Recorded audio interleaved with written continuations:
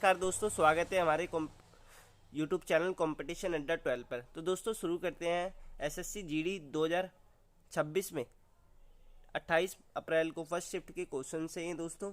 इसका एनालिसिस करते हैं जो कि आए हैं। तो पहला क्वेश्चन है दोस्तों, Tippani dance involve in rhythmic floor pounding using which of the following tools. Tippani नृत्य जमीन पर थप देने के लिए निम्नलिखित में से किस उपकरण का उपयोग किया जाता है। तो इसका करेक्ट आंसर दोस्तों, आप एक बार वीडियो को पॉज करके खुद से क्वेश्चंस लगाने की कोशिश करिए। जीके के क्वेश्चंस ज़्यादा मुश्किल नहीं आए दोस्तों, ये पीवाईक्यूज में से ही क्वेश्चन रिपीट हो रहे हैं दोस्तों। तो इसका करेक्ट आंसर है दोस्तों वुडन स्टिक। लकड़ी की छड़ का प्रयोग किया जाता है टीपनी डांस के अंदर। इसका सही उत्तर है दोस्तों वुडन स्टिक। लकड़ी की छड़े टिप्पणी और गुजरात के सौराष्ट्र क्षेत्र में इसे पारंपरिक लोक नृत्य में महिला लकड़ी की लंबी छड़ियों का उपयोग करती हैं, जिनके निचले हिस्से पर लकड़ी के एक चकोर ब्लॉक लगा होता है। इसका उपयोग फर्श को तलबद्ध तरीके से पीटने के लिए किया जाता है। नेक्स्ट हमारा क्वेश्चन है दोस्तों, विच of the following is considered a major challenges affecting agriculture productivity due to erratic rainfall and increased temperature। प्रश्न, अनियमित वर्षा और बढ़ते तापमान के कारण कृषि उत्पादकता को प्रभावित करने वाली प्रमुख चुनौतियां निम्नलिखित में से कौन सी मानी जाती है। तो दोस्तों जब हम कृषि करते हैं तो इसमें सबसे ज़्यादा जो हमारी भारतीय कृषि है वो जलवायु पर आधारित रहती है। इसका सबसे ज़्यादा प्रभाव रहता है, ना कि उच्च मशीनीकरण का, ना ही पानी की प्रचुर उपलब्धता का, उच्च मिट्टी की उर्वरकता। ये तो हमारे यहाँ पाई जाती है दोस्तों, लेकिन क्लाइमेट का असर सबसे ज़्यादा पाया जाता है क्योंकि भारतीय कृषि जलवायु पर आधारित है। यह तापमान में वृद्धि और जलवायु परिवर्तन, यह तापमान में वृद्धि जैसे कि बहुत एकदम से तापमान बढ़ जाना या ग्लोबल वार्मिंग होना, ये सब जलवायु परिवर्तन का कारण है दोस्तों। वर्षा के पैटर्न में अनिश्चितता की वर्षा देर आई इरेटिक रेनफॉल के लिए मुख्य रूप से जिम्मेदार है, जो मिट्टी की नमी में को कम करता है और फसल के नुकसान का कारण बनता है। अन्य चुनौतियां, यद्यपि पानी की कमी भी एक प्रमुख चुनौती है, लेकिन व्यापक बड़े बॉड पैमाने पर देखें तो दोस्तों तो जलवायु परिवर्तन के अंतर्गत आती है। उच्च मशीनीकरण उत्पादकता को बढ़ाता है, ना कि कम करता है। उच्च मिट्टी की उर्वरकता कृषि के लिए लाभदायक और चुनौती नहीं है। नेक्स्ट हमारा क्वेश्चन है दोस्तों, 8 मार्च 2024 को अंतर्राष्ट्रीय महिला दिवस के अवसर पर भारत के राष्ट्रपति द्वारा राज्यसभा के लिए किसे नाम मनोनीत किया गया। तो इसका करेक्ट आंसर है दोस्तों सुधा मूर्ति जी को मनोनीत किया गया है दोस्तों। सुधा मूर्ति जी को उन्हें क्षेत्र सामाजिक कार्यों और शिक्षा के क्षेत्र में उनके योगदान के लिए मनोनीत किया गया था। अवार्ड्स उन्हें 2026 में पद्मश्री पुरस्कार से सम्मानित किया गया और 2023 में पद्म भूषण से सम्मानित किया जा चुका है। नेक्स्ट हमारा क्वेश्चन है दोस्तों, 51वां संवैधानिक संशोधन अधिनियम 2003 के अनुसार केंद्रीय मंत्रिपरिषद में मंत्रियों की कुल संख्या प्रधानमंत्री सहित लोकसभा के कुल सदस्य संख्या के कितने प्रतिशत से अधिक नहीं हो सकती। तो इसका करेक्ट आंसर है दोस्तों 15%, जो कि 15%, जैसे कि लोकसभा में 543 टोटल है, लेकिन हाईएस्ट की बात करें कि अधिकतम कितनी हो सकती है तो 545 से इसका करेक्ट आंसर है दोस्तों। इसका 15% काउंट करेंगे तो दोस्तों 81 पॉइंट समथिंग कुछ आएगा, 81 के आसपास, 81 पोस्ट। तो इसका करेक्ट आंसर है दोस्तों सही विकल्प है सी, 15%। मुख्य विवरण, यह प्रावधान 91वें संविधान संशोधन अधिनियम 2003 में द्वारा जोड़ा गया। यह नियम न केवल केंद्र लोकसभा के लिए बल्कि राज्य विधानसभा के लिए भी लागू होता है दोस्तों, यही 15% का नियम, जहां मुख्यमंत्री सहित मंत्रियों की संख्या 15% से अधिक नहीं होनी चाहिए। राज्य के लिए न्यूनतम मंत्री संख्या मुख्यमंत्री सहित 12 निर्धारित करी गई है। नेक्स्ट हमारा क्वेश्चन है दोस्तों, who become the first Indian male shuttler to win a silver medal at the BWF world championship achieving this feat in 2021। 2021 में BWF वर्ल्ड चैंपियनशिप में सिल्वर मेडल जीतने वाले पहले भारतीय पुरुष शटलर कौन बने। तो इसका करेक्ट आंसर है दोस्तों किदाम्बी श्रीकांत जी। इसका सही विकल्प है दोस्तों किदाम्बी श्रीकांत जी। किदाम्बी श्रीकांत जी मुख्य विवरण ऐतिहासिक उपलब्धि। Kidambi Srikanth BWD world championship में रजत पदक जीतने वाले पहले भारतीय पुरुष खिलाड़ी हैं। 2021 के फाइनल में इन्हें सिंगापुर में के लो किन यू से हार का सामना करना पड़ा, जिसके बाद उन्हें सिल्वर मेडल जीता।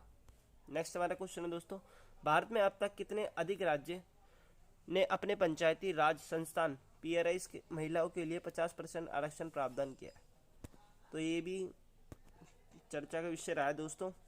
तो ऐसी काफ़ी सारी स्टेट्स हैं, ये 20+ स्टेट्स हैं जिन्होंने महिलाओं को 50% से अधिक का दर्जा दिया है।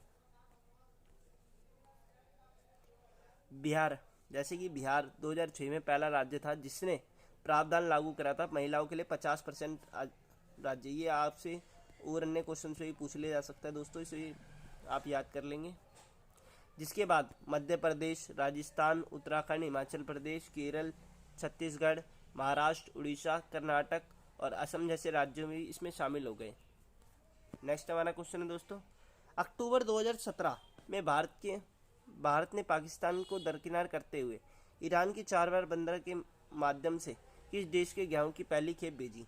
तो इसका करेक्ट आंसर है दोस्तों अफगानिस्तान।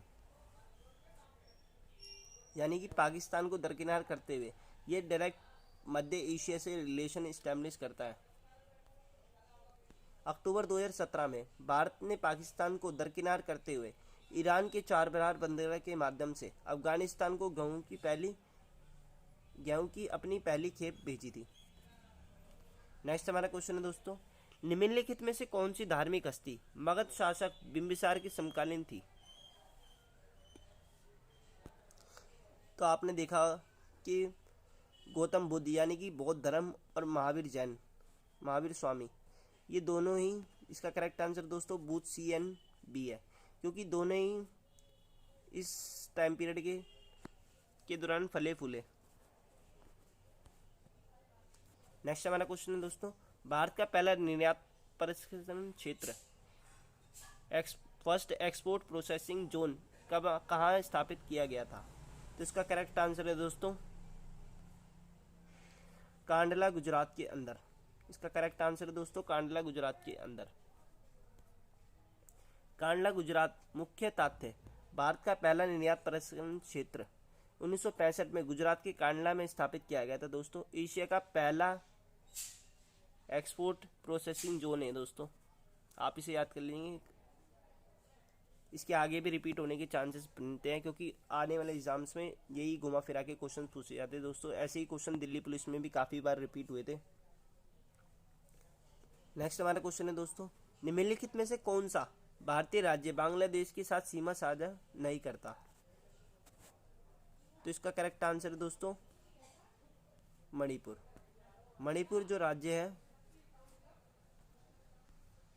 वो बांग्लादेश के साथ सीमा साझा नहीं करता।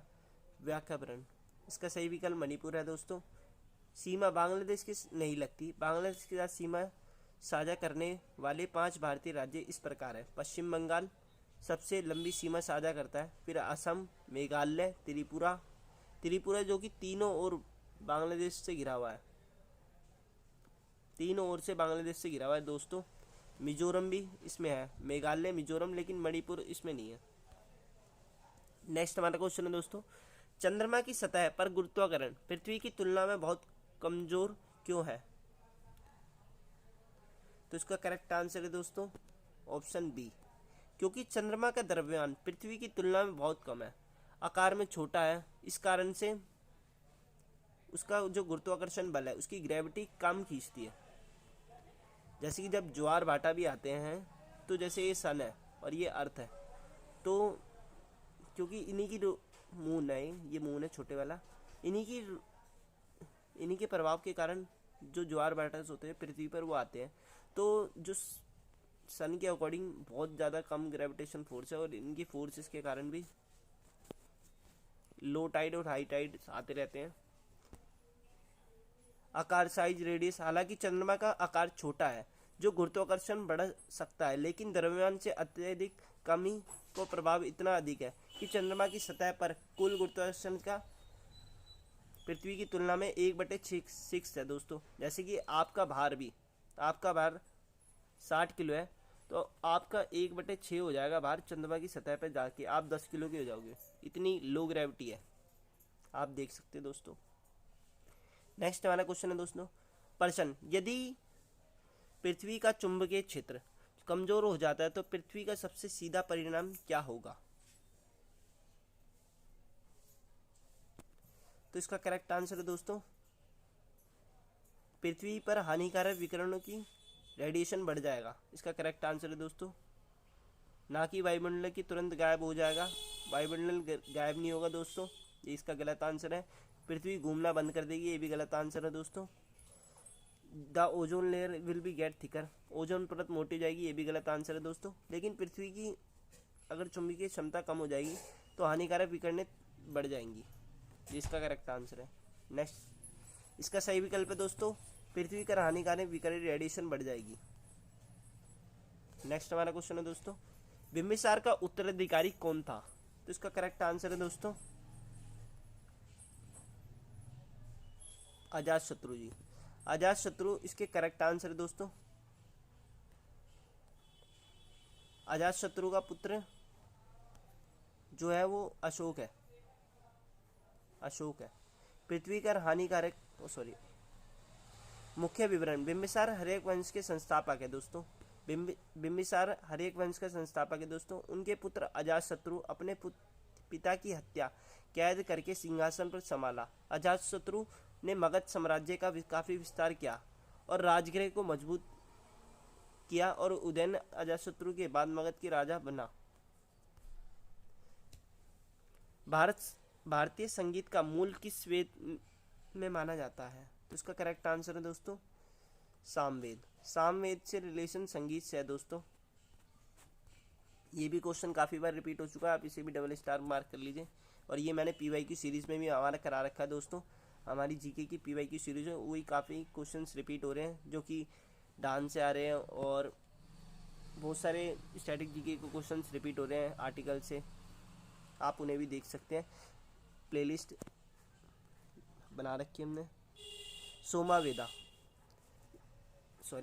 सामवेद अपनी धुनें और मंत्रों के वेद है कहा जाता है। इसमें ऋग्वेद की ऋचाओं को ज्ञान के रूप में व्यवस्थित किया गया है, जो भारतीय शास्त्रीय संगीत का आधार है। नेक्स्ट बात कर ले गंधर्व वेद। यह सामवेद का एक उपवेद है और मुख्य रूप से संगीत से संबंधित है। यहाँ ऋग्वेद की बात कर ले तो ऋग्वेद एक सबसे प्राचीन वेद है। इसमें देवताओं की स्तुति के लिए मंत्रों का संकलित किया गया है। तो मंत्रों का संग्रह किसमें है दोस्तों? वो ऋग्वेद के अंदर है। यजुर्वेद यहाँ वेद यज्ञ है, यह वेद यज्ञ और कर्म कांडों की विधाओं पर केंद्रित है यजुर्वेद। अथर्ववेद की बात कर ले तो दोस्तों अथर्ववेद से भी अभी क्वेश्चन बना था। इसमें आयुर्वेद और विज्ञान और दैनिक जीवन में जादू टोने होने के उपचार का उल्लेख मिलता है दोस्तों। जादू टोने का उल्लेख किसमें है दोस्तों? तो अथर्ववेद से है। ये क्वेश्चन भी आप याद कर लीजिए।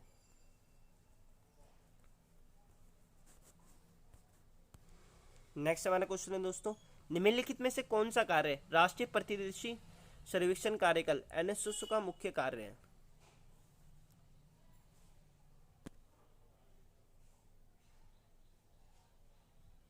तो इसका करेक्ट आंसर है दोस्तों, ये तो करता ही करता है राष्ट्रीय आय का आकलन, लेकिन ये इसका मुख्य कार्य नहीं है। अखिल भारतीय स्तर पर सामाजिक आर्थिक सर्वेक्षण करना।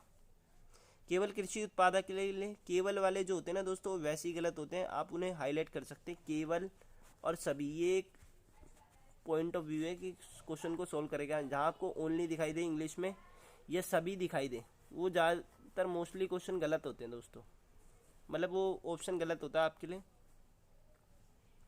देश में बैंकों को नोट जारी करने का काम दोस्तों RBI का होता है, जो कि भारत का reserve bank of India, central bank India का काम होता है देश का नोट जारी करना। इसका करेक्ट आंसर है दोस्तों अखिल भारतीय। सही उत्तर है अखिल भारतीय स्तर पर सामाजिक आर्थिक सर्वेक्षण करना। Conducting A socio economic survey on A all India basis. स्थापना, NSS की स्थापना की बात कर लेते दोस्तों, नेशनल स्टैटिक सर्वे ऑर्गेनाइजेशन, राष्ट्रीय प्रतिदर्श सर्वेक्षण कार्यालय की स्थापना 1950 में हुई थी, जिसका उद्देश्य अर्थव्यवस्था के पहलुओं पर डेटा एकत्रित करना था। विलय 2019 में NSO का केंद्रीय सांख्यिकी कार्यालय CSO के साथ विलय कर दिया गया, जिससे राष्ट्रीय सांख्यिकी NSO बना। आप देख सकते दोस्तों, NSSO का CSO में विलय करके NSO बना दिया 2019 में। ये काम भी मोदी गवर्नमेंट के द्वारा किया गया दोस्तों, बीजेपी। नेक्स्ट हमारा क्वेश्चन है दोस्तों, पुरुष के टेस्टोन हार्मोन का मुख्य कार्य क्या है? तो इसका करेक्ट आंसर है दोस्तों, मांसपेशियों में वृद्धि और शारीरिक विकास करना। मांसपेशियों में वृद्धि करना और शारीरिक विकास करना। चेहरे के शरीर पे बालों को आना, ये भी एक हार्मोनल इफेक्ट होता है दोस्तों टेस्टोस्टेरोन का। आपकी जैसे जैसे एज बढ़ती है तो उससे शरीर के बालों का आना, शुक्राणु उत्पादन, यौन इच्छा को नियंत्रित करना और उपयुक्त इसका सभी, ये करेक्ट आंसर है दोस्तों, क्योंकि सारे क्वेश्चन सारे ऑप्शन ठीक है। नेक्स्ट हमारा क्वेश्चन है दोस्तों, आयुर्वेद के मूल ग्रंथ चरक संहिता का मुख्य रचनाकार कौन है? तो ये क्वेश्चन भी हमने PYQ सीरीज में करा रखा है दोस्तों। तो इसका करेक्ट आंसर है दोस्तों, महर्षि चरक द्वारा चरक संहिता लिखी गई है, जो कि चिकित्सा से संबंधित है, यानी कि चिकित्सा से संबंधित है दोस्तों। महर्षि चरक है। मुख्य तात्पर्य चरक संहिता मूल रूप से अग्निवेश द्वारा रचित थी, लेकिन महर्षि चरक ने इसे संशोधित और प्रकाशित किया, जिसके बाद चरक संहिता के रूप में प्रसिद्ध हुई। नेक्स्ट हमारा क्वेश्चन है दोस्तों, औरंगजेब की मृत्यु कब हुई? तो इसका करेक्ट आंसर है दोस्तों, 1707 में औरंगजेब की मृत्यु हुई दोस्तों।